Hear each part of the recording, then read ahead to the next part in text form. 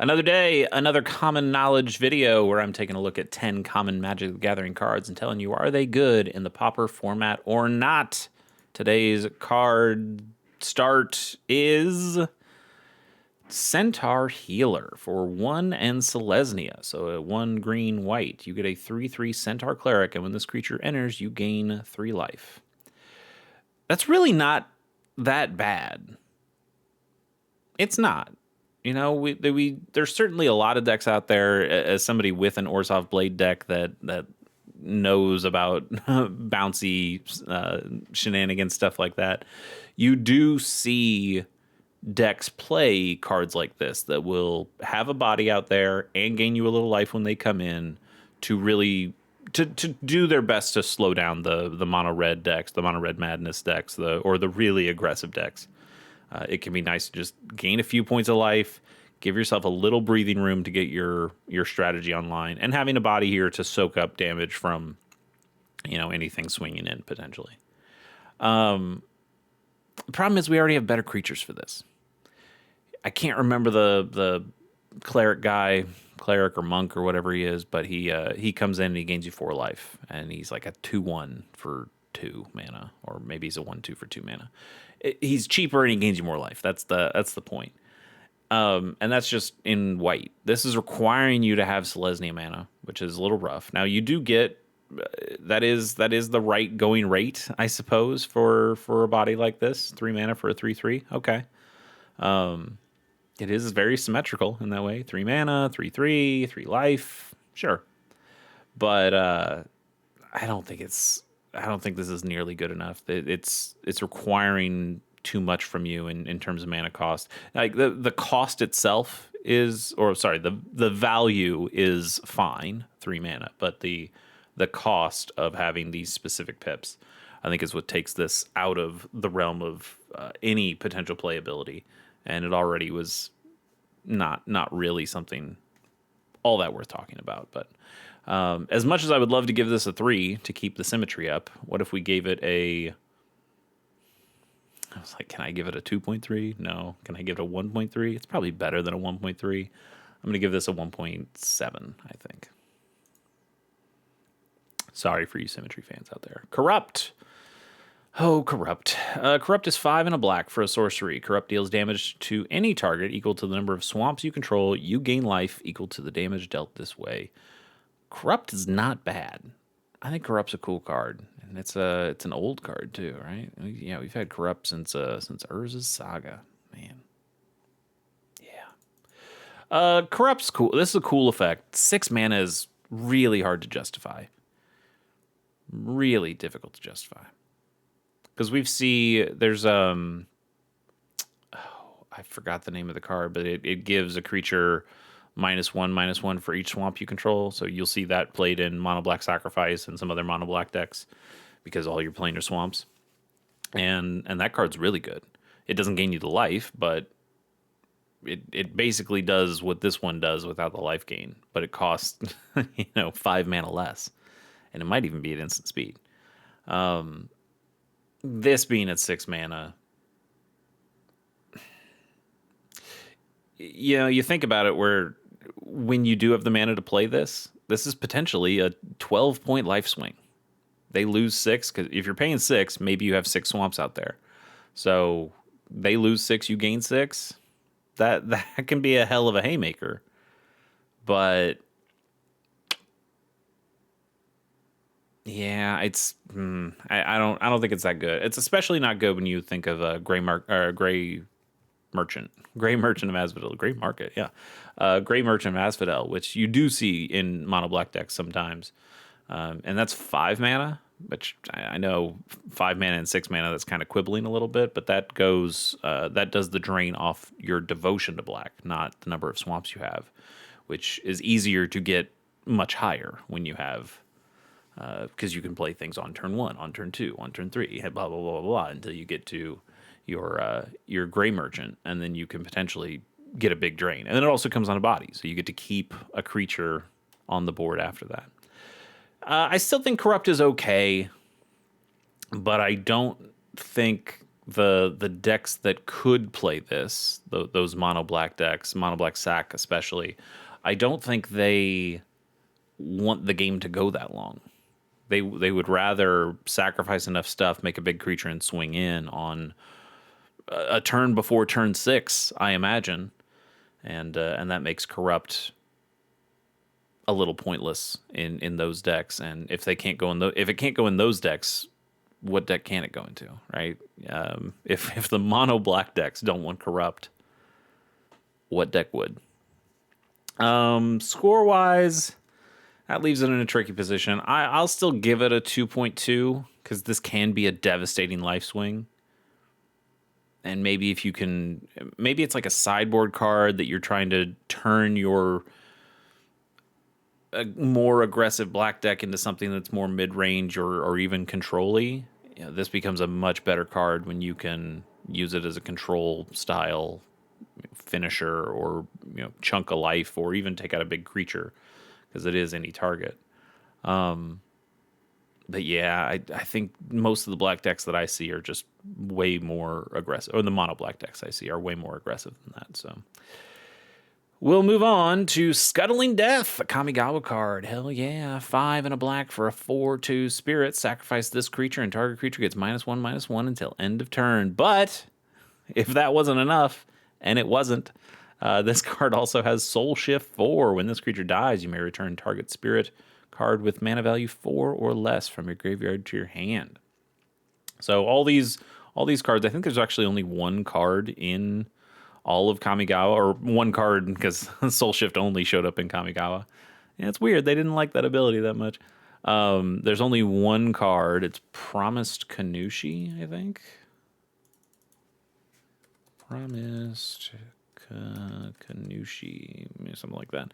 It's got Soul Shift 7 on like a 1-drop or a 2-drop, right? Yeah. Boom. Look at me. But this itself isn't a spirit, so it can't get itself back. That's kind of the whole thing with Soul Shift. This guy can't get itself back, or another copy of him back, because the Soul Shift is one less than what this thing actually costs. Which is probably smart, but it also makes the ability feel bad. Kind of just makes the ability feel bad. Sacrificing this guy to give something only -1/-1 when you paid 5 mana for it to begin with feels terrible. That's not a good feeling. And it's already not a very good creature in that you paid 5 mana for a vanilla 4/2. That's pretty bad.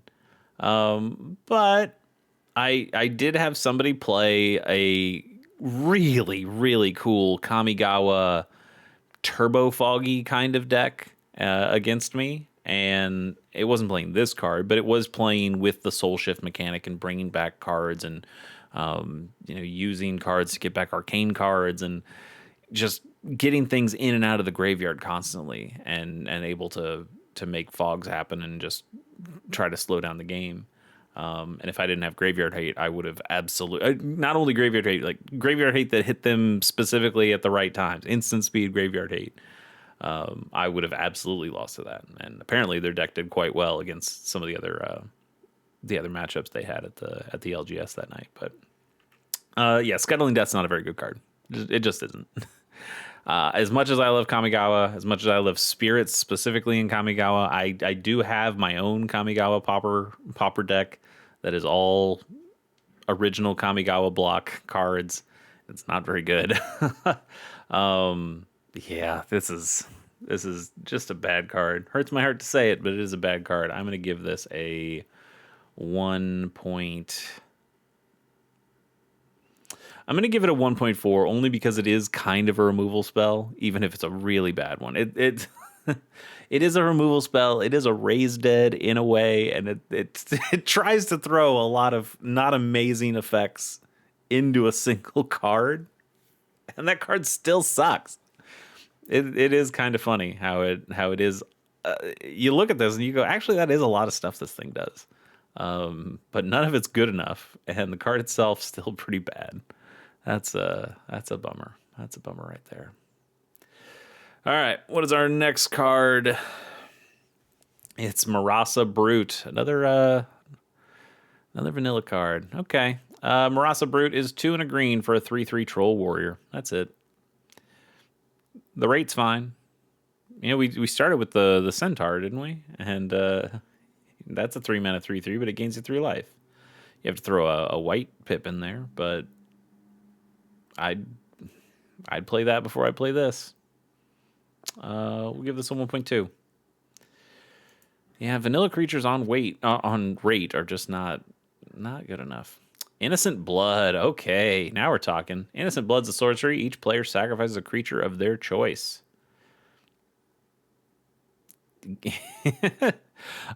This effect isn't all that good anymore, and it's because we just have so many sacrifice effects. Not many at 1 mana, but we have enough really good sacrifice effects at 2 mana.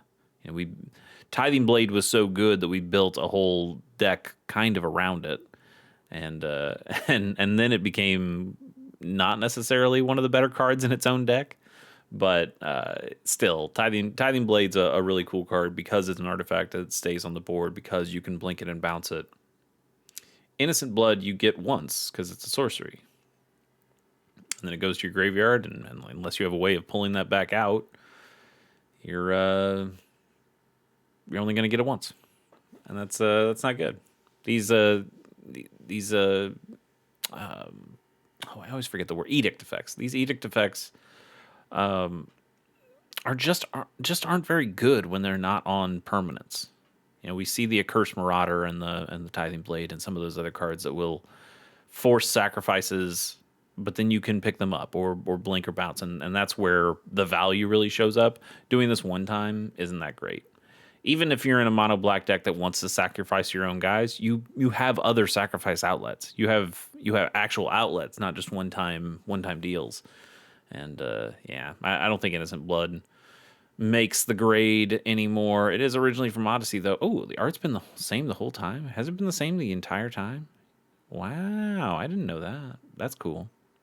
I'll give you an extra 0.1 for that. So what would I have given it? I probably would have given it a 2.1. I'll give it a 2. No. I'll give it a 2.2. I would. Let's actually give it a 2.3. It gets the 0.1 for the same art the whole time. It is a removal spell, and you get to choose when to play it. So you get to choose it when either you have no creatures on the board and it just works in your favor, or when you have a creature that you want to sacrifice, it also works in your favor. Sorcery speed also holds it back quite a bit too. Yeah, I wouldn't say it's amazing. So 2.3 probably doesn't even deserve that much, but that's what we'll give it. Lava Axe, just a beautiful card. Not a particularly great card, but a beautifully simplistic card in so many ways. There's older Lava Axe arts than this. This is my favorite Lava Axe art, but this isn't my favorite frame treatment for it. Yeah, that's right.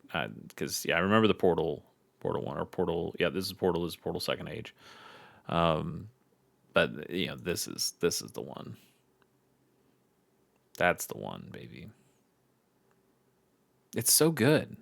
5 mana, 5 damage, 5-letter flavor text. Catch. It's great. One of my favorite flavor texts of all time. So simple, so easy. 5 mana, 5 damage.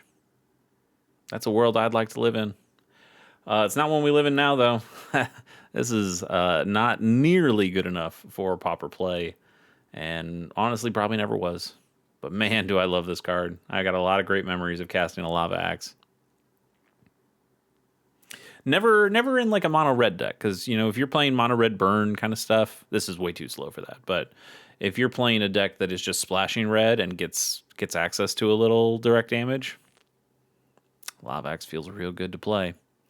It does only work on a player or a planeswalker, though. Now, you can't do it to a creature, which I don't think it would really make that much of a difference. This is sorcery speed. You're already spending 5 mana. Let it hit a creature. What's the worst thing that's going to happen? But man, this art by Brian Snoddy, God, incredible card. A 10 in my heart. but in my brain, in my common knowledge brain, we'll give this a 1.7. Doesn't even deserve 1.7, but we're gonna give it to Sandstep Outcast, 2 and a white for a 2/1 human warrior. When this creature enters, you choose one. Either you put a +1/+1 counter on this creature, or you create a 1/1 white spirit creature token with flying. So you're getting 3/2 of stats either way out of your 3 mana here. But do you want part of that to be on a flying body, a flying second body, or do you want this guy to be a little bigger on his own? I think that makes for an interesting decision. Outside of Pauper. This is not a Pauper playable card. Let's get that out of the way. But, you see that this is in Foundation Jumpstart. I think that's a great place for it. Just a really nice thing of a newer player out here trying to figure out the mechanics of Magic, trying to figure out the strategies of Magic. This is a really good early card to teach you, sometimes I want more power on the board. Sometimes I want more evasion, and I get to choose when. And then if you hand them an ephemerate, they go, whoa, what? So you're telling me I can make multiple flyers, or I can make the flyer and then make this guy big too? Okay, and now you start to see the gears turning. I like the card in that sense. Not for Pauper, though. Bad Pauper card. Just a bad card. Basic, general card. Too simple. Not good enough. 1.5. No, it's better than 1.5. It's better than Lava Axe, isn't it? I'll give this a 1.6, and Lava Axe should probably be down at like a 1.5. But yeah, 1.6. That works for me. Soul of Migration, 5 and double white for a 2/4 elemental with flying. When this creature enters, you create 2 1/1 white bird creature tokens with flying, and it has Evoke for 3 and a white. Interesting. Evoke originally from Lorwyn. Modern Horizons 2 here doing a little fun play on it. And it's not bad. It's not bad. You're getting... Okay, it's a little bad. it's a little bad. You're getting two 1/1 flyers for 4 mana. That's not very good. And even at 7 mana, you're getting 4/6 worth of flying stats for 7 mana. That's also not particularly good. But the reason you would potentially play this card is if you are going to blink it. We just talked about Ephemerate. So if you are going to play this card and then Ephemerate it in the same way that you do for a Mole Drifter, this guy comes out at 4 mana. He makes the 2 white flyers. You Ephemerate this guy. He blinks, comes back. He makes another 2 1/1 white flyers. So now you've got 4 of those guys. And because this is a new instance of this guy, and you didn't pay the evoke cost that time, this guy stays. So in that instance, you've gotten 4/4 worth of 1/1 flyers. And now you also have this guy. So now you've made 6/8 worth of stats. And then the Ephemerate comes back on the rebounds the next turn. And you do this again. So then you get another 2 flyers. Yeah.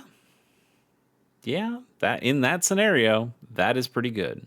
But that scenario also requires 5 mana to do that. And are you going to spend 5 mana to get all that stuff that I just talked about? Or are you going to spend 4 mana to do the Mole Drifter and Ephemerate thing and draw 6 cards over the course of that Ephemerate? 6 cards are better than 6 1/1 flyers, right? They just are. They just are. Yeah. I think it's a cool idea. I do, but I think we just have better evoke guys. I think we ended up seeing them do evoke. I wouldn't necessarily call it a better way, because they definitely did it in a way that you couldn't blink those elementals as much. But the evoke elementals, the mythic cycle that we got in Lorwyn Eclipsed, those that's an interesting way of doing evoke where you can't get the value out of them as much. You know, you can't get the blink value out of them as much. You have to pay some costs to get the evoke stuff to really work. Anyway, neither here nor there, because that's not Pauper.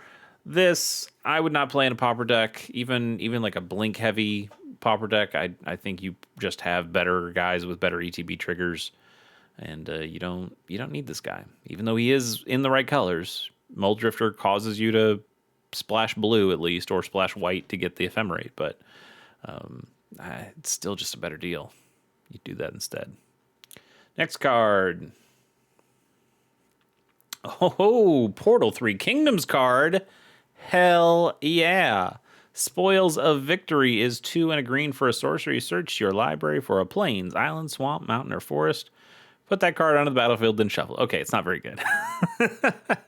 It's not very good. I just pop because it's Portal 3 Kingdoms. And I also pop because it's the same Portal 3 Kingdoms art in the Commander version. And I don't like, though, that it's uncommon in all of its paper printings. And it's only common on an online set. It never feels good to put one of these in your deck, because then you feel like you're cheating. Even when you're not. Somebody goes, "Whoa, that's an uncommon card." It's not. It's legal in Pauper. Let me show you on my phone. I don't think anybody's going to ask that for Spoils of Victory because it's not good. Yesterday we looked at Sprigs, taking care of the Sprigs or whatever, nurturing Sprigs, and that was the same thing for the same mana cost. But if you had a certain threshold, you could also get a 3/4 Tree Folk with reach out of the deal. You can't in this. This is just a bad card. Just a bad card. Even though it looks great. Wow, this didn't even get flavor text back in the day. That's sad. Because this is, well, that's Guan Yu, so that has to be Liu Bei. And is that Zhang Fei? Yeah, I guess so. Yeah, those are our boys. Those are our Portal 3 Kingdoms boys. Would that make that Huang Zong? Maybe. Could be. Probably just a generic soldier. Is that I can't. You don't care. I care about Portal 3 Kingdoms. I've read those books. I've read 2,100 pages of ancient Chinese historical fiction. You should too. Those are good books. Let's move on. I didn't give this a score. It's bad. It's just really bad. It's a 1.2. It's not a good card at all. Man, I might have to grab myself a copy. I didn't know that it had gotten a reprint somewhere. This is an expensive reprint for a bad card, but obviously Portal 3 Kingdoms cards are hard to get a hold of because even this original uncommon version is $26. Woof. All right, we'll move on. I'll get off my Portal 3 Kingdoms high horsemanship. Hey, there you go. Oh, okay, interesting card. Balam T. Rexar is 4 and double green, so Crawworm mana. You know how much I love talking about Crawworm. You get a 6/6 dinosaur with trample, and when this creature enters, you gain 3 life, and it also forest cycles for 2, which means you can pay 2 mana, discard this card, and search your library for a forest card, reveal it, put it in your hand, and then shuffle. Okay, I say Crawworm, but this is obviously a Colossal Dreadmaw, right? That's what they're going for, and I'm sure people much younger than me can go, oh, 4 and double green, that's Colossal Dreadmaw mana. And honestly, there are probably people even younger than them that go, no, that's 4 and double green means a completely different thing to me. But yes, Colossal Dreadmaw, 4 and double green, 6/6 with Trample Dinosaur. And this is just the same thing, except it gains you 3 life and it also forest cycles. They power crept my boy, Colossal Dreadmaw. They also power crept my boy, Crawworm, but we all knew that. I think this card is all right. I do. I think it's a shame that the Lord of the Rings land cyclers are just a single mana for the land cycling, because they're so good that they've made all of these other potential cyclers useless. These are useless cards. Even this one that it's like, damn, 6/6 body with trample gains you some life when it comes into play. Like, this should be a really good target for some kind of reanimator thing. Like this should be good in dredge, right? You can go find your forest, put this in your graveyard, grab it with Exhume, gain 3 life, have a 6/6 body with trample. Like this, that's awesome. But it's not. It's just not in Pauper because other cards are better. Generous Ent's just better than this. It even it even still kind of gains you the 3 life because it makes a food token when it comes into play. That's really sad. It's really sad. I think a card like this should be able to see Pauper play. I didn't put it in. I made a video a while ago of the cards that I think we should consider banning in Pauper. And nowhere in there did I mention any of the land cyclers as things that should get banned. I probably should have added it in though. I think that's maybe too spicy of a take, but I think if we just banned Lorien Revealed and Troll of Khazad-dûm and Eagles of the North and Oliphant and Generous Ent, I think if we just banned all of them, it would make a lot of these other cards interesting. We almost always get a 2-mana land cycler guy in these newer sets, and all of them are pointless. You know, Balam T Rexar is pointless. Marlborough, pointless. The Ice Ooze or whatever it is, Frost Ooze from these are all the Final Fantasy ones, but that guy, useless. these are not cards that you will ever play in Pauper, because if you do need the land cycling ability, you go with the 1-mana land cyclers. And I think it's like the space has been dominated by those guys. And as a person who doesn't particularly love Universes Beyond, I think it is sad that you have these Pauper staples that more or less go in every Pauper deck. And you're just always going to have a UB card in your Pauper deck these days. And that's kind of sad to me. That's another video I'd like to make someday, is what decks can you still play that don't use any UB cards. Maybe I'll make that someday. I've got part of the script written, but we'll see. I want to give this a good score. I really do, because I think it's fun. I think it should be a good card in the format. But I have to give it a not very good score. I'm going to give it a 3.2. Makes me sad. Should be better. Should be better than that. We should live in a better world than the one that Balam T Rexar doesn't get played. Okay, here's a card I'm pretty excited to talk about. I'm glad it showed up.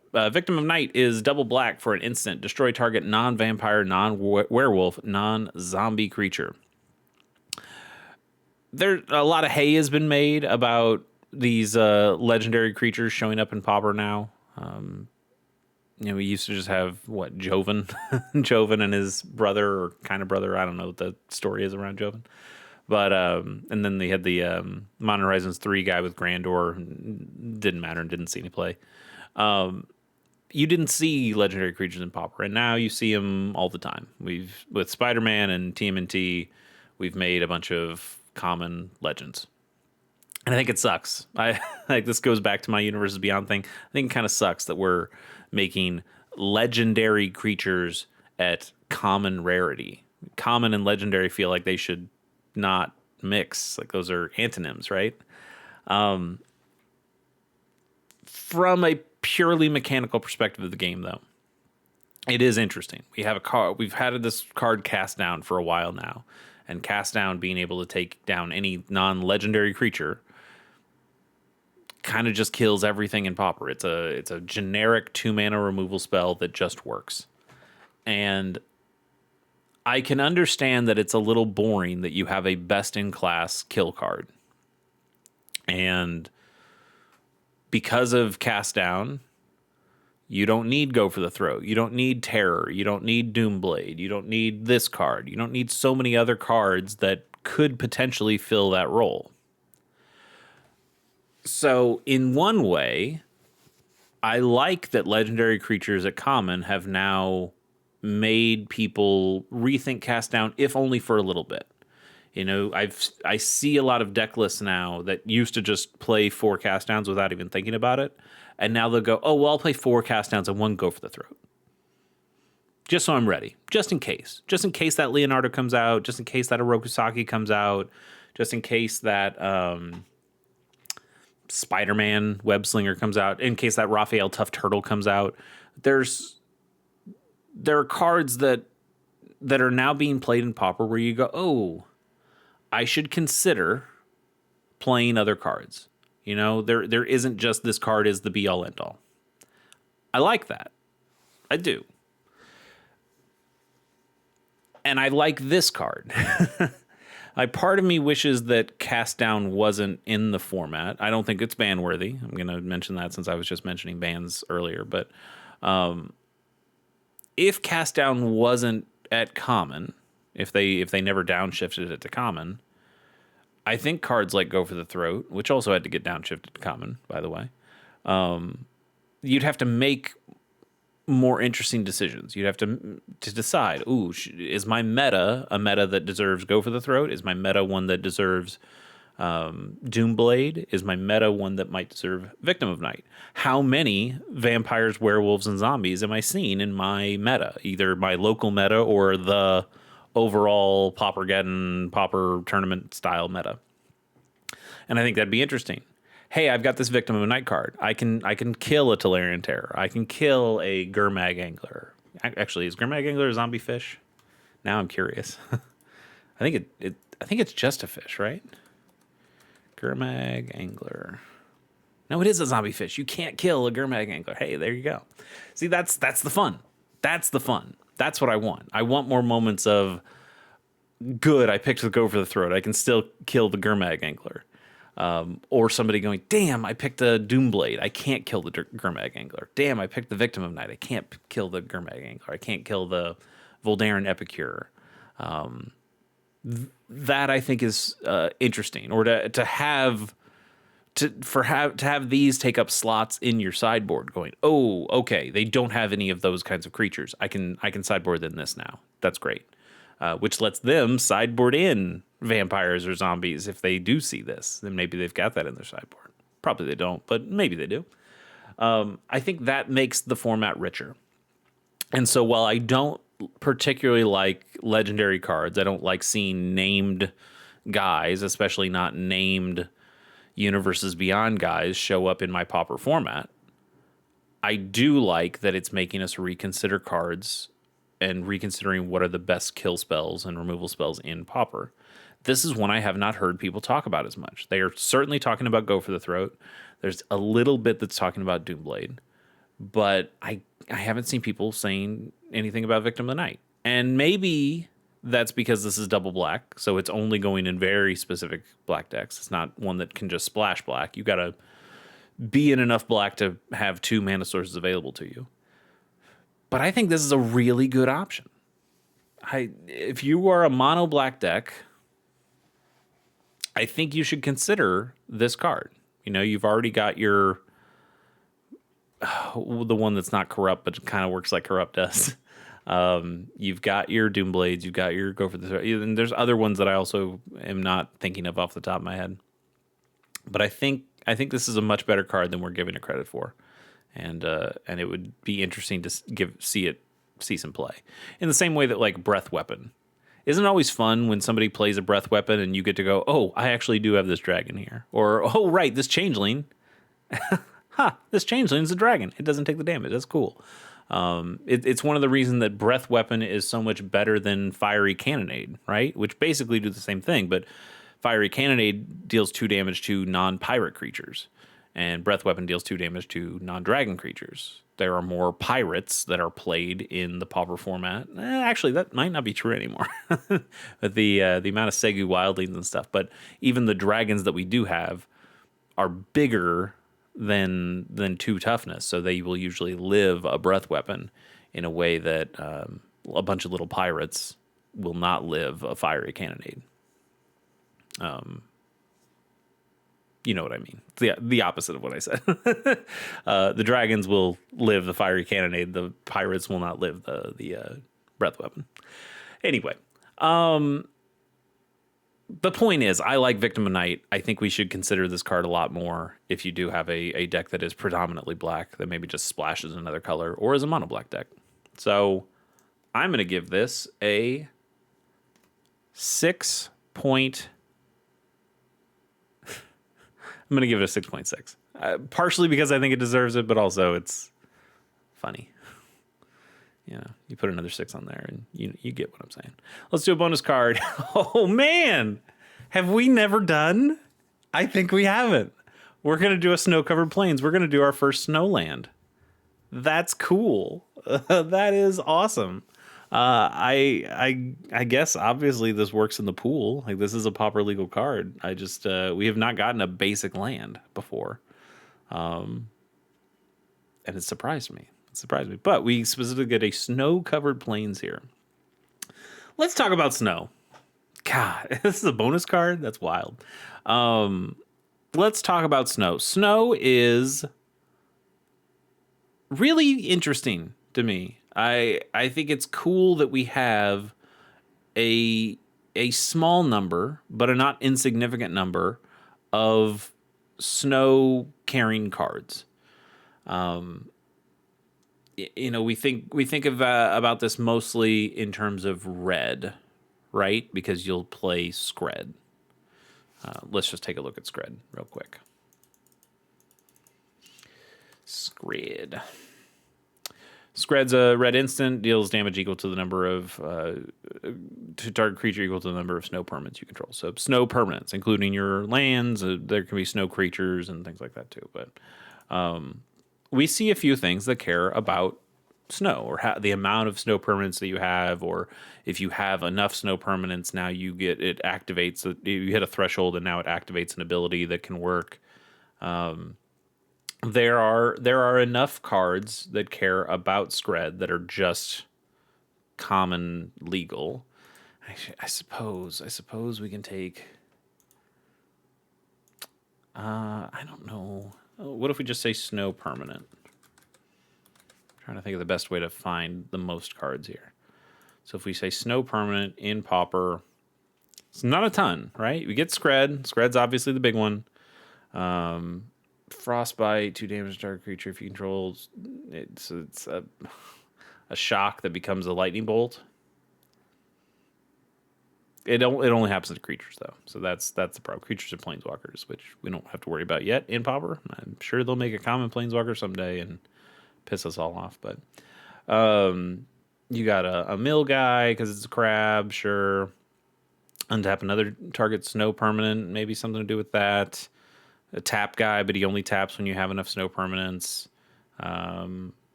Tapping or untapping a snow permanent target. Oh wait, sorry. Target. I should read these things before I just try to think what they say. Target non-snow permanent becomes snow, or snow permanent isn't snow. I see. And then you draw a card. So kind of a cantrip effect. And then tap, and as long as you control another snow permanent enchanted creature doesn't untap. So kind of removal spell as well. So really, if we're being honest, we're kind of only playing these for Scred. But Scred's a really good card. And so I think snow is a cool thing to have in Magic. And it's a cool thing to have in Pauper, available for Pauper. I think it's design space that we could continue working in. If we ever go back to Kaldheim, then maybe we find a couple more common cards that care about snow permanents. And maybe we see some of those trickle down to Pauper. But I also like that it's narrow enough where people generally don't have to buy these more expensive snow-covered basic lands. Like these are not expensive lands. The Kaldheim one is 36 cents. But if we put in snow-covered mountain, I'm willing to bet this is a dollar. I bought some snow-covered mountains. I can't remember exactly how much they cost. Okay, so still 51 cents for that. I guess the ones that were expensive were the ones I bought because I wanted the Cold Snap ones because I played during Cold Snap. Cold Snaps, those are over $1. So maybe these aren't that bad. I guess I wouldn't mind paying 50 cents for a snow-covered mountain, but still, these are more expensive than the non-snow basic lands that you can just kind of get for free or basically free. I think it's design space that we can continue to look into, especially at common. We probably have enough at other rarities that you can make commander decks and things around snow and have a good time. But I wouldn't mind seeing a little bit more snow action in the Pauper format. Make us think about, ooh, you're playing snow-covered swamps. Why would you be playing those? I need to start considering about that. I think that's fun. I do. That's all I have. I'm sure there's better reasons to want or not want snowlands in the Pauper format, but I think they're fine. I think they're fun. Score wise, though, I mean they're just a basic land, but for the most part, better. I would also like to see some snow punishment in Pauper. I know we have snow punishment and other rarities, but if we are going to see more snow stuff happen at common, I want there to be a little bit of snow penalty as well to even that out and make that an interesting choice sideboard wise. So because right now it seems like these are just strictly better than regular basic lands, even though it's incredibly negligible. I think I will give these an 8, an 8.1, I guess. If basic lands, let's say, are an 8, let's give these an 8.1. They're lands. They come in untapped. They give you a color of mana. Basic lands rule. Basic lands kind of should just be a 10, but you know. 8.1 for snow covered basics. Thanks, guys. See you.